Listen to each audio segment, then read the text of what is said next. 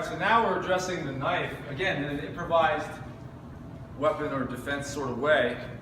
And it'd be great if I had something like this, at least at the start, because I could, if he pulls a knife on me, I could, use this to deflect and hit, to aim for his hand, or just feint and draw the weapon out. I can deflect, but I'm not really looking at parrying in the usual empty hand way. If I have something to hit with, but I probably don't have something to hit with immediately. I'll have something then, like a bag, gym bag, briefcase, book, something. And from here again, I'm gonna probably want to hold it with two hands and just keep putting it in the way of that knife while I'm forced to retreat too. If I run in on him, the problem is that I'm not adhering to that knife. He just goes around it and cuts me. So I can't get closer with this. We'll talk about the chair in a second. I can do it with the chair, but not with this. This is about getting over to something else that I can fight with. Even if I'm here and I just throw this at them, when you throw something at someone's face, they'll shift their weight back onto their heels and at least cover their face before they then come forward again. But if I do that, here, boom, and I'm already running, I've got like a 20-foot lead on him before he begins running in my direction. Which means then I can look where I'm going and I'm gonna grab something. Well, this room is full of opportunities. Grab some light dumbbells or something.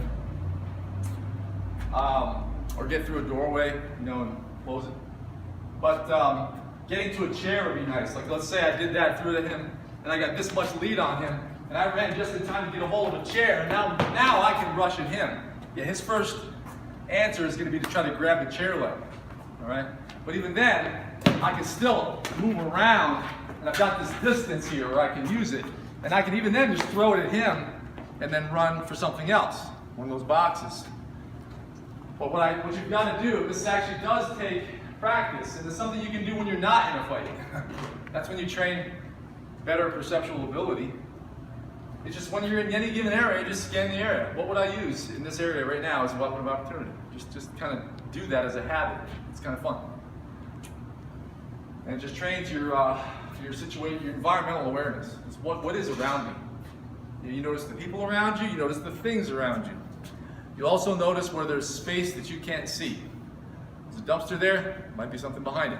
There's a corner of a building, I'm walking that direction, might be something right around that corner. If I go around that corner, it's right there in my face. So if I'm not sure, it's a sketchy area, take more of a wide path. And now I can see past that corner and I'm still 20 feet away. So if you're not sure about an area, then don't have these unseen spaces that just come right up on you and right in your face, because with no distance you don't have any time either to process it or to do anything about it. Okay, so now we're looking at the knife situation. The other thing too is, if I'm a knife fighter, then I damn well better have a knife. And so, but that doesn't mean I can get it out right away, and it definitely doesn't mean he knows I have it. People who would come up on you with a knife think you don't have one. They don't want to get cut. They just want you to give them their wallet or whatever else they're after. So again, I've got my bag. It might be a shopping bag. It might be who knows what, an umbrella.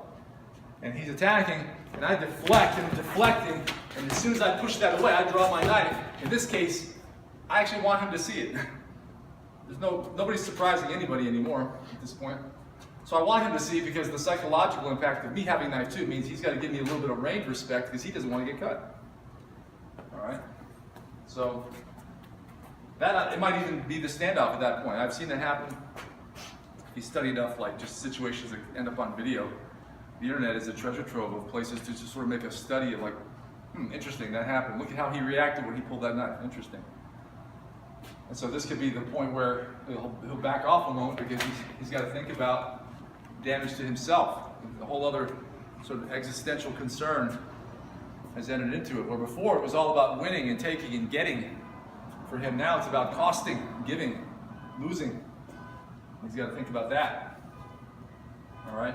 And so then you just proceed as you would. You're training with the knife, kicks in, and you're slashing, you're defending. If it still comes to that, I'm cutting him using my left hand close. He might try to get through, and I've carried, but he gets on my arm. He cuts my arm or something, and then it happens, and I might get a hold of something and start cutting him.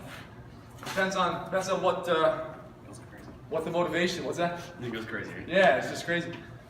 But I mentioned a couple of weeks ago, maybe a month ago, that, and I stand by this, is that the knife usually is the weapon of choice for crazy. Crazy people like the knife. And now, ever since then, my various students have been sending me, news stories and things that they notice that bear that out. Just like, yeah, it turns out that a lot of the knife attacks you see, or hear about, that is, you see them come up in the news. It's someone who's, not all there, deranged. There's a lot of mental illness in our society. With, part of it's just more, it's a more publicized thing. People who have various mental illnesses, and some of them run amok with a knife. And so the problem with that is it's like an ambush. You can't see it coming. Those are actually hard to survive, or at least hard to emerge unscathed. You'll get cut, but if you have, the thing is too, just a twitch of your shoulder, or a movement of your head, or raising of your arm, that's the difference between getting cut in the arm and getting your neck, cut open. So, that's little momentary reflexes can save a life, your life.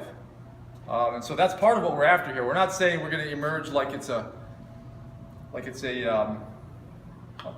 one of these movies where people pull off these amazing feats defending against weapons. We're talking about you still getting cut but not dying, and just because you had enough wherewithal, you had the reflexes, some training, and you kept your head. You actually see what's in front of you and respond to it, rather than just kind of curl up and get cut. In some cases, you have to actually train yourself to go against your gut instinct. What you would have done without training, you've got to actually force yourself, like in boxing too, just force yourself to do the right thing that you've trained to do, based on knowing that other things must happen, so that other things will not happen. You just always look at it as, necessity and contingency. Like, okay, I've got to do this, but if this happens, then I've got to do this. You have a good sense of priorities about what you're preserving and how to do it. Okay, let's try this. This is good.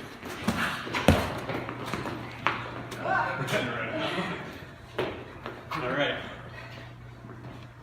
That's a good one.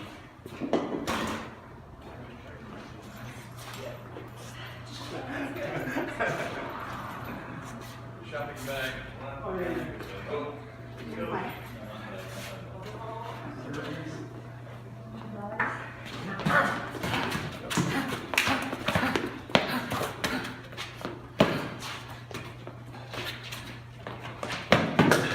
911. You sure? Yeah.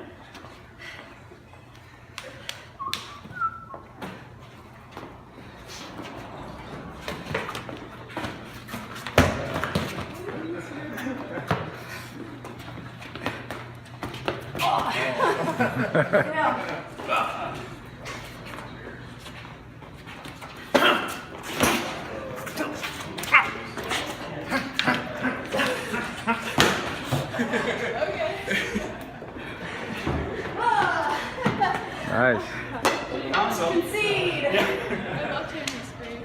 Did you want to start with something else first? Sure. You get faster.